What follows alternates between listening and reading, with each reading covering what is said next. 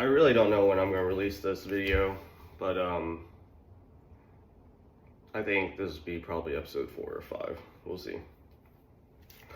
It's currently August 27th, and it's going to be 3 days until my daughter's birthday party. I'm trying to keep the best mentality possible, but with being a first-generation American, especially Vietnamese American, I've gone through a lot of struggles, as most of my other relatives and friends that are first-generation Americans too are trying to figure out and resolve and not carry with us into the next generation. I really believe in this because I worry for my daughter a lot with her birthday party coming around. But 3 weeks ago, I had an ultimatum conversation with my mother about planning for her retirement. As most Asian parents, they don't really have a savings. They don't really plan for retirement because all they know is how to work hard.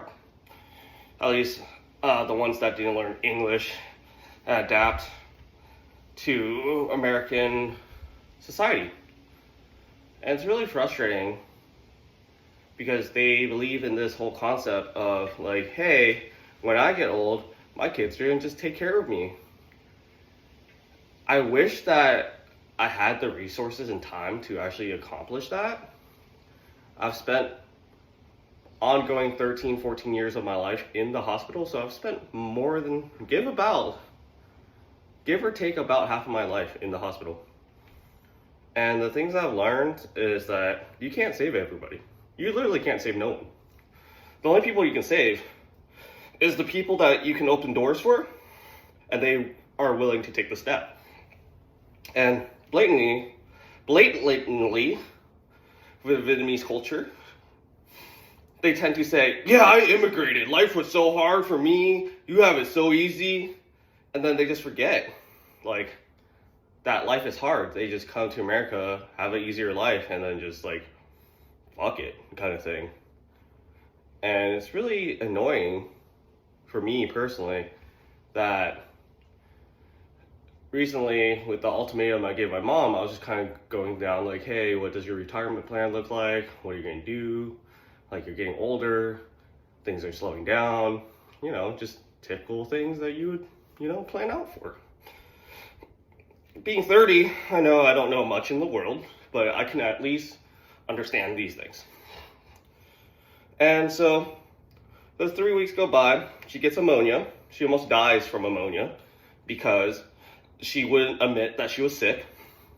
So she was having pneumonia in her lungs for about 2 weeks. From that, now, currently, she's in medical surgery to get a surgery because her liver is so inflamed that it looks like she's a druggie. Even though that this lady's never drank or done drugs in her life, they're even thinking it's like she's been popping Tylenol and overdosing her liver, which is pretty hilarious because your liver is probably one of the strongest organs in your body. It tends to heal really fast. So it's really tragic to see, like, in physician and in hindsight, what I was trying to go and say to her about, like, wealth and time and just understanding, like, there is the saying in Vietnamese that we all have our time. It's "Mình có giờ với phúc," which means we have our time and place. And I live every day as if I was going to die tomorrow. I live every day as I was going to die tomorrow because I've seen so many of my friends die. I've taken care of more people than I could say, and I've helped many people in this lifetime already.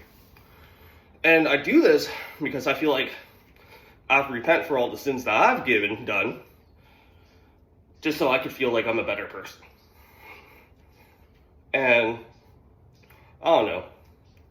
I hope this really resonates with a lot of people because I want to have that friendship with my mother that I had with my father to the end of his life. And as I see a lot of my friends' parents now get older, I just wonder if they were able to have these types of conversations or they just kind of like played it off most of their lives. And it's really strange to me to witness growing up in a white society that a lot of my friends get to have those conversations with their parents. They know their history, they know their plans, they know what retirement looks like. There's all these things, just normal, what I would say normal-ish things. And I just question if I'm truly alone in this.